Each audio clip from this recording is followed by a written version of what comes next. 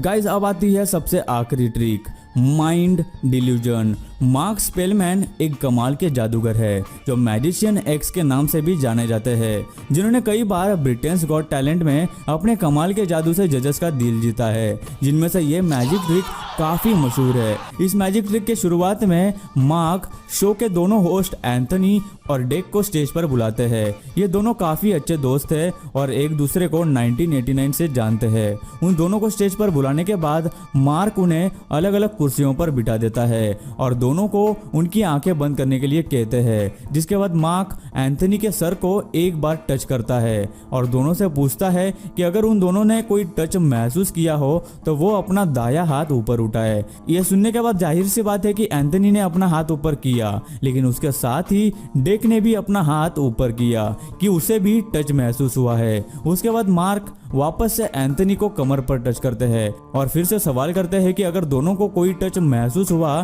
तो वो अपना हाथ ऊपर करे और बताए कि उन्हें कहाँ टच महसूस हुआ। जिस पर एंथनी तो अपने हाथ से कमर की तरफ इशारा कर देते हैं, लेकिन साथ ही डेक भी अपने हाथ से अपनी कमर की तरफ इशारा करता है कि उसे भी टच महसूस हुआ। उसके बाद मार्क फिर से एंथनी के कंधे को 3 बार टैप करता है और फिर दोनों को पूछता है कि उन्हें कोई टैप महसूस हुआ। If you felt a touch, please raise your right hand. तो दोनों अपने हाथ उठाते हैं कि उन दोनों को ही अपने कंधे पे टैप महसूस हुआ। जिसके बाद मार्क दोनों से पूछते हैं कि उन्हें कितनी बार टैप महसूस हुआ, तो वो दोनों ही अपनी उंगलियों से 3 बार का इशारा करते हैं। लेकिन अब सोचने की बात है कि जितनी भी बार मार्क ने एंथनी को टच या टैप किया, उतनी ही बार उसी जगह डेक को भी टच और टैप कैसे महसूस हुआ। आखिर ये जादू कैसे मुमकिन है? तो चलिए बताते हैं आपको इसका भी सीक्रेट। असल में ये मैजिक बहुत ही कमाल का है और इसके पीछे का सीक्रेट पता करना बहुत ही मुश्किल, लेकिन हम आपके लिए ये काम कर चुके हैं और अभी हम आपको इस ट्रिक के पीछे का सीक्रेट बताएंगे।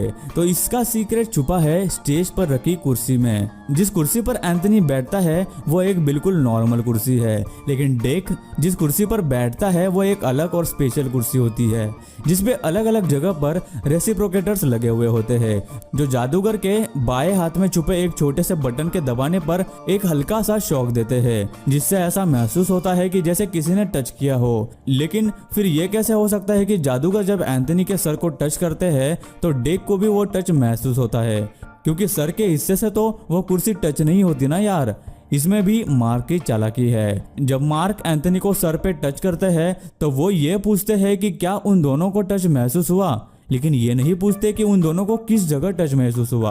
वो इसलिए क्योंकि जादूगर ने एंथनी को तो सर पे टच किया था, लेकिन डेक को उस बटन से कमर पे हल्का सा शॉक दिया था, जिससे डेक को ऐसे लगा कि उसे भी टच किया गया है और उसने भी हाथ ऊपर कर दिया। लेकिन बाद में मार्क एंथनी को कमर पर टच करते हैं और उसी जगह डेक को भी कुर्सी पर उसी जगह शॉक महसूस होता है, जिससे दोनों इशारे में भी बताते हैं कि उन्हें किस जगह टच महसूस हुआ है। बाद में मार्क एंथनी के कंधे पर 3 बार टैप करते हैं और उसी वक्त अपने बाएं हाथ में छुपे छोटे से बटन को दबाकर डेक को भी 3 बार हल्का सा शॉक देते हैं, जिससे डेक को ऐसा लगता है कि उसे भी 3 बार कंधे पर टैप किया गया है। इस मैजिक के बाद जादूगर दोनों के हाथ में एक व्हाइट बोर्ड और मार्कर देते हैं और दोनों को आंखें बंद करके उस पर कुछ भी ड्रॉ करने को कहते हैं। जिसके बाद वो दोनों के हाथ से बोर्ड लेकर ऑडियंस को दिखाते हैं, जिसमें दोनों ने ही एक ही तरह का डिजाइन बनाया होता है, जिसे उल्टा करने पर 1989 लिखा हुआ नजर आता है। ये जादू वाकई में सोच में डाल देता है कि ये कैसे हो सकता है कि दोनों एक ही तरह का डिजाइन बनाते हैं जिसमें 1989 लिखा हुआ दिखाई दे रहा है।